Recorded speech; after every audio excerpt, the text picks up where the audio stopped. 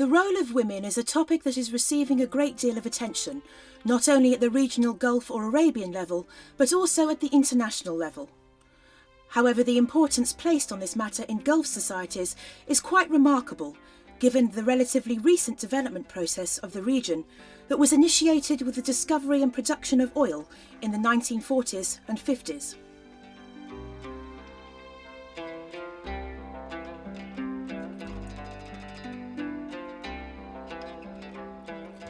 Women lived a traditional life in Gulf societies where inherited practices and beliefs were an integral part of the way of life. However, with the discovery of oil, the investment of oil returns, in education for example, increased opportunities for both men and women.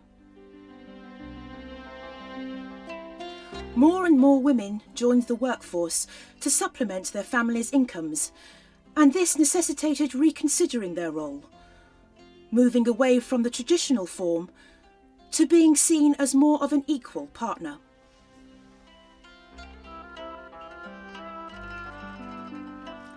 I'm not an expert on the issue of women, but I am against differentiating between men and women. I, as a media figure, address the entire society. I do not address women as an entity that lives in separation from the rest of society. My message addresses families as a whole.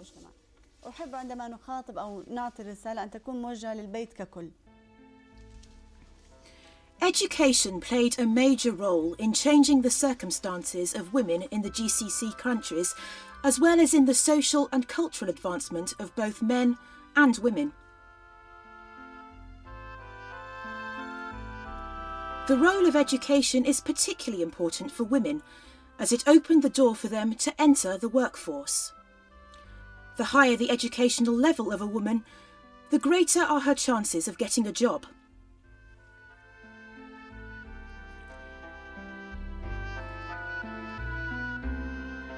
In the United Arab Emirates, education of girls began in the 1950s, whilst in the Kingdom of Bahrain it began as early as 1909, when the American mission started the first school for girls and had 40 students.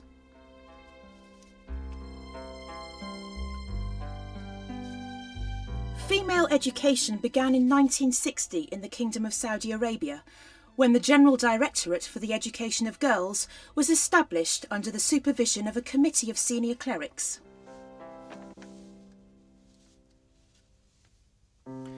The Sultanate of Oman was relatively late in opening up education for women. The year 1970 marked the beginning of formal education for both sexes. However, there were a number of schools prior to that with only male students. However, only 909 students attended such schools.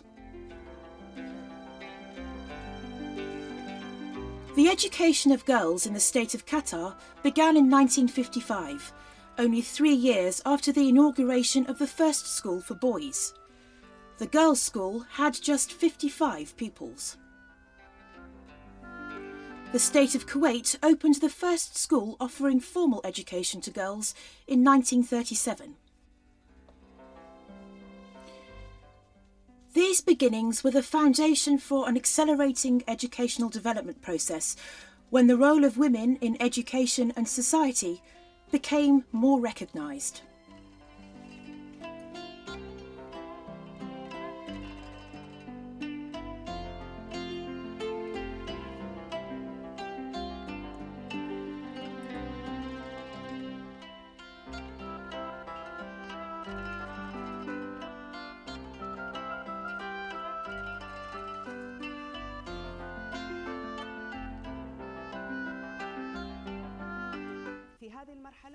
This stage represented a significant leap towards the inclusion of women in the development process, economic, social, and political development. Today, the role of women in society cannot be overlooked as it has been over the past decades. ولا يمكن الاستمرار في التغاضي عن هذا الدور كما حدث في العقود الماضية. In the United Arab Emirates, for example, female university students formed 68% of students during the scholastic year 1996 to 1997. The percentage is expected to increase to 80% during the period 2005 to 2010.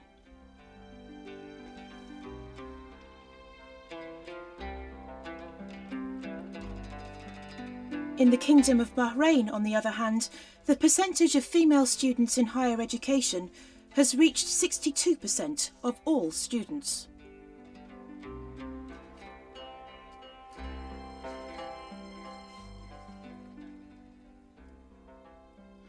Opening education to women in the Kingdom of Saudi Arabia has many achievements. The number of female educational facilities managed by the General Directorate of Girls' Education has reached 13,000 institutes. In the year 2000, the Sultan Qaboos University in the Sultanate of Oman graduated 575 female students, compared to 500 male students. There's also 6,000 female students studying for a degree abroad, out of a total of 9,500 students.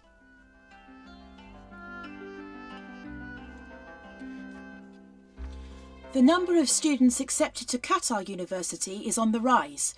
However, the number of female students is double that of the male students. This is partly due to sending many male students out of the country on scholarships. In the state of Kuwait, the number of female graduates in the year 2000 was 1,800, whilst the number of male graduates was 660, encompassing all the colleges of Kuwait University. The aim of educating women is no longer limited to teaching them how to read and write or to providing more clerks for government agencies. Today, women's education is geared towards catering to the needs of the industrial and service sectors, in terms of engineers, technicians, medical doctors, pharmacists and teachers, among others. Our councils are voluntary. We are not employed by the Chambers of Commerce in the United Arab Emirates. We are a group of businesswomen that have volunteered to do this work. This is what differentiates us from the other committees and associations in the Gulf. However, we are keen to work with all businesswomen in the entire Gulf region. في تعطش بين إن نحن نعرف سيدات الأعمال الخليجيات كلهم. Women in the United Arab Emirates represent 59% of the workforce. 30% of the jobs they fill are senior positions, and around 60% consist of technical jobs in the fields of medicine, pharmacy, and teaching, for example. Women represent around 15% of the faculty of the Emirates University.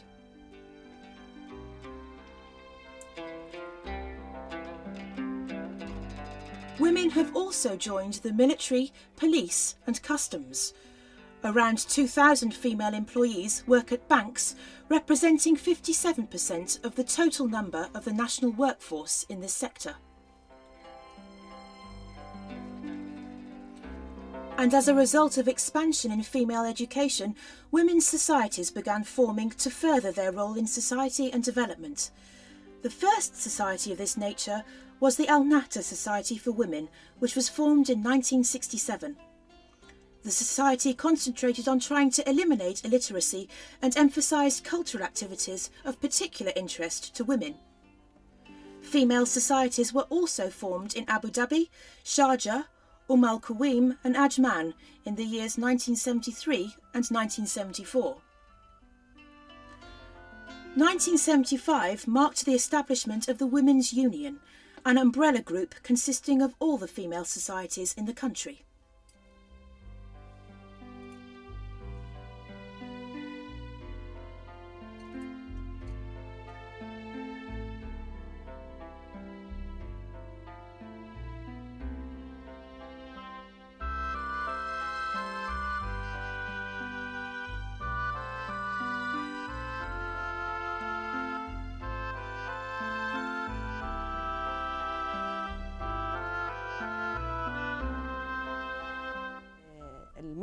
Women in general need to be in decision-making positions which in turn are the determinant of whether women can be in a position to draw laws or not.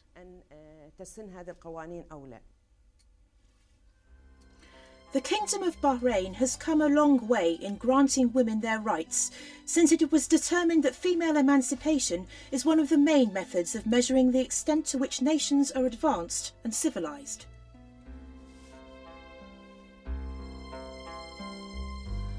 Four women were appointed to the country's consultative Shura Council in the year 2000.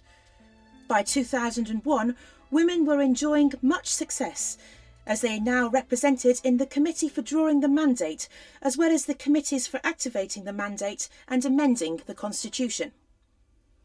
In that, women have shared all the rights with men, including voting and running for membership in the country's parliament and municipal council. Women's entry into the labour market was quite early in the Kingdom of Bahrain. By 1981, they represented 15% of the overall workforce and more than 35% by the turn of the century.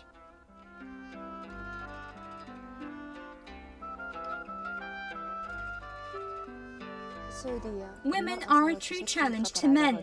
They strive to prove competence with every drop of energy. This results in them being promoted to higher and higher positions. However, we remain hopeful that women will be able to assume prominent positions in government. The Kingdom of Saudi Arabia has always tried to include women in all development activities. This comes as part of the country's commitment to the laws of Islamic Sharia that grants women's complete eligibility. As for women's accomplishments in Saudi Arabia, statistics point out that more than 800 Saudi women hold master's degrees and PhDs obtained from prestigious universities in the US and Europe in different fields. More than 500 women work in the domain of medicine. Around 2,000 fill senior positions in government, and more than 20,000 women are employed in the administrative body of government. Women have also been appointed to the Shura Council as part-time consultants in order to have a say in the different social, political and economic issues of the country, in addition to those issues that are specific to women.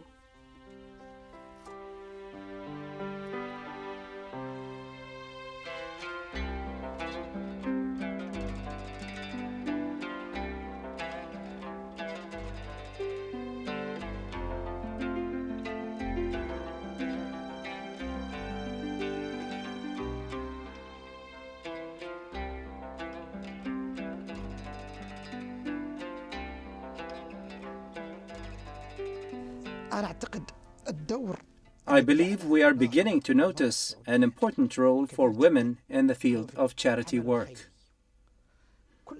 This is a role the society is in great need for. The success of charity organizations in the kingdom is one proof of the success of women. If I could find a competent woman to run this business for me, I would not hesitate in hiring her.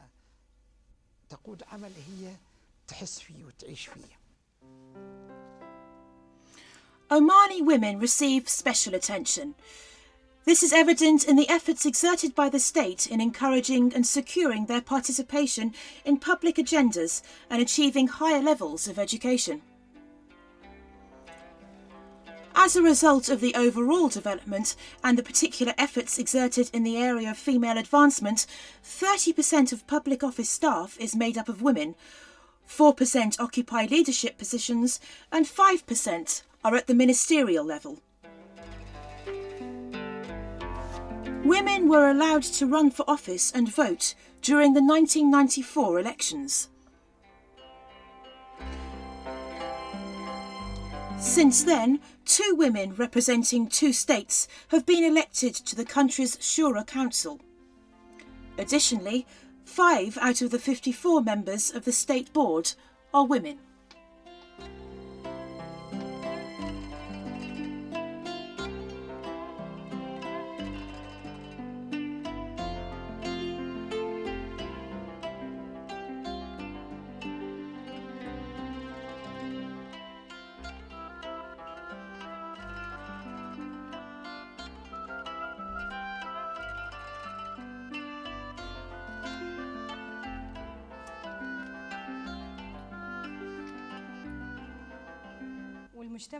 Society began realizing the role of women and their extensive contribution. Women are viewed as half of the society. However, I view them as the whole of society since women are the mothers. Article 21 of the new constitution for the state of Qatar considers family as the basic unit in the structure of society. As a consequence, Qatari women enjoy an active role in all social, cultural and economic aspects of society. However, the lack of participation in political life is attributed to the fact that women were only allowed to run for office and vote in elections relatively recently, in 1995.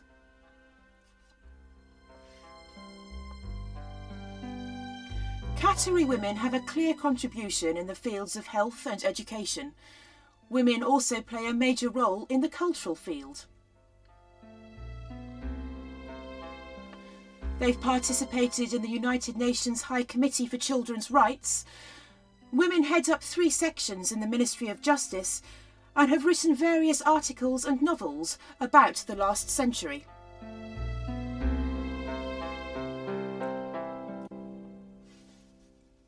Qatari women also have a proven role in the country's economy.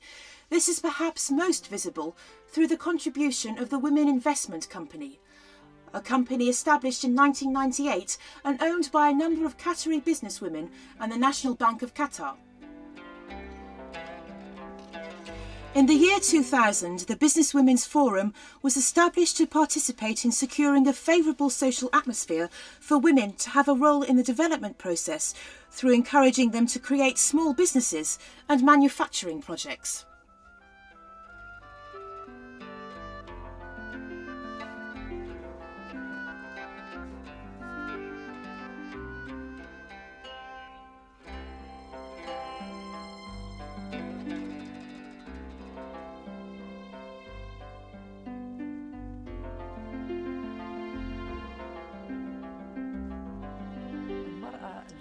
Women in the Gulf have come a long way during the past 3 decades, particularly in the field of education. As for us in Kuwait, women represent 38% of the national workforce.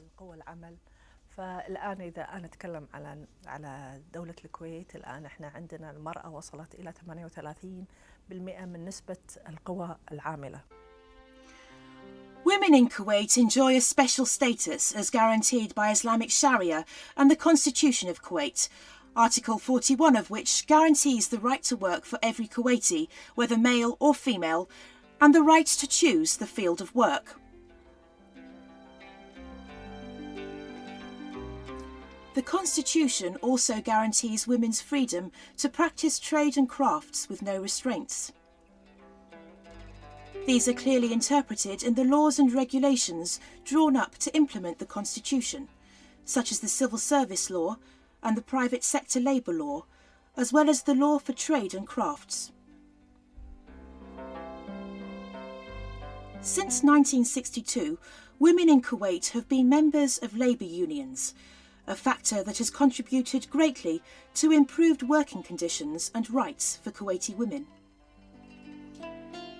Kuwaiti women's initiatives in the 60s and 70s were strengthened in the 80s, and their effect spread to the rest of the Gulf.